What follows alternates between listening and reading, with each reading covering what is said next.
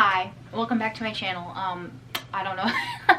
I want to talk, okay? I want to talk about something very important to me right now. So it's a new year, right? Very new year. Only 5 days into it right now, and a lot of people have been doing their best and worst videos. Wait, no. Best and worst books that they read in 2020. I myself did a best books I read in 2020 video, and you should watch that. I didn't want to make a worst book video because I just feel like I didn't read that many bad books. Because see, what I do is I don't read a book if I think I'm not gonna like it, or if there's any type of potential for me to not like it. What I'm saying is there weren't enough books of that caliber for me to really make a video like that until now. I read a book 3 weeks ago, 4 weeks ago maybe, that it's After by Anna Todd. I'm not even gonna dance around it. So I thought, because I only have one book that I absolutely abhorred, it was atrocious, it was awful, I hated it, it should not be published anymore, we could talk about it. And while we talk about it, I'm gonna pack for college because it's something that I have to do, and my drawers are very full and I have to do it. So let's chat. I'm trying really hard to not like yell about this book, but it actually makes me very mad when I think about it. Let's talk about what the book is about, right? So it's about this girl, Tessa. Tessa is a college freshman, and she's a goody two-shoes. I don't remember, but she feels like a Bible girl. She probably is.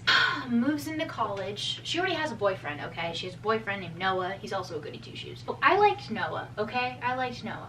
Her mom is very hard on Tessa. We don't really like her mom at all. She moves into college, and her roommate is this like tough girl, bad girl. I don't remember her name, but she just has like tattoos and piercings, and so her mom is like, don't talk to her. Roommate has a bunch of friends already, which kind of confuses me. One of them is named Hardin. Hardin is our resident bad boy extraordinaire. Tessa just feels an extreme attraction to Hardin, even though he's absolutely super rude to her, disgusting to all women, honestly, not just Tessa, and has no redeeming qualities.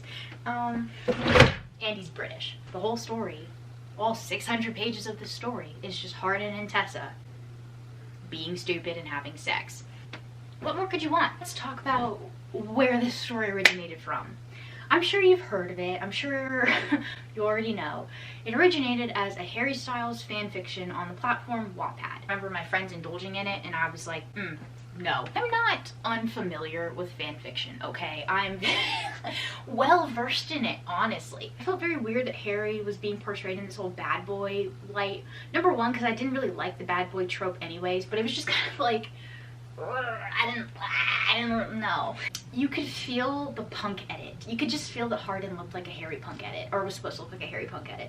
So that was kind of sending me a little bit. I was just like, oh my god, like I know exactly what she was trying to describe, and I was like, ew. When I saw that it was being published, I was like, first of all, as someone who enjoys creative writing, I was like, is it that hard to blow up on Wattpad? It's not, by the way.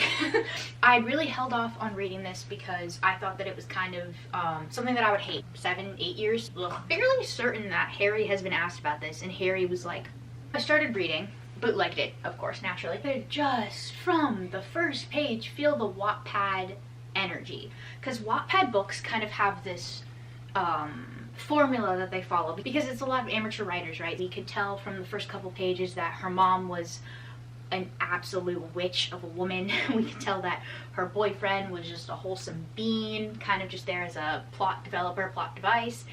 We could tell that Tessa is a good girl that wears mascara that makes her eyes pop, you know. I know you know. So we meet all the characters fairly early. And so this is where I was kind of getting confused, because I was like, wait, how have I already met all of these characters? I'm only 20 pages in, and this is like 600 plus pages. Like, what are we about to do for 580 more pages? Like, I was just very thrown off. Men being mean to you is not cute. It's not trendy. It's not fun. It's not something that you should look for in a partner. And that's kind of where my main issues come with this story, because it's only targeted towards a young female audience. Young females, young anybody, ever, your significant other or your person that you want to be your significant other should not treat you like dirt. That is not flirtation. This is not something to seek ever. God, I wish Harry was allowed to sue her. Hardin's not just a bad boy, okay? Hardin is an abuser. Don't use that word lightly, but the way that he manipulated Tessa, the way that he just treated her, and Tessa's not stupid for thinking that Hardin was into her because he gave her every reason to, like many times, and then turned around and was like, you're stupid, you're fat, you're ugly. Abuse isn't like a fun little spicy trait to your life. Number two, Tessa's boyfriend, Noah, deserved a lot better because he was very, very dedicated to Tessa, was willing to meet her halfway for college, and he just didn't, he got the short end of the stick. He didn't even get the stick. There was no end to give him. It's very unfortunate. Felt bad for him. Hardin basically exposes the fact that Tessa was cheating on her boyfriend with Hardin, but then does not want to be with Tessa. He just like caused problems on purpose. That was freaking weird, and I was just like, why? Why? Scene where he says, if I see Tessa again, I'm gonna ruin her. That was weird too. Very odd language. Did not like it. I wrote notes to go along with this. There's literally a part where I was explaining something and then I just stopped and said, God damn, I hate this book. Yeah. This book reminds me of in elementary school when you were mad at someone and instead of just like solving the problem or talking about it, you would just run away from them. You know what I mean? The dialogue was just very stilted. It's just, you can tell that it was written by an amateur writer. And so I was like, did anyone like proofread it or change it before this got published? Like, guys, this probably went through like so many people. So the ending is actually atrociously awful. I really did feel sick when I get into this book. I was so upset. This book is just not like YA romance, okay? I am a YA. This is not acceptable in this establishment.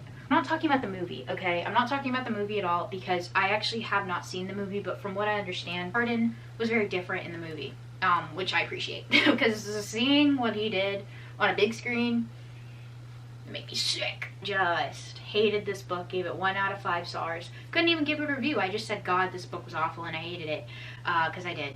Again, why is it so long? What was that for? Blows my mind that there's like 5 of these books. It blows my mind that this was just allowed to happen in the first place. Alright, that's all I have to say.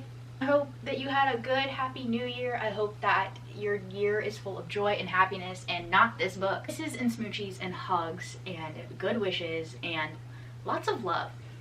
Bye, besties.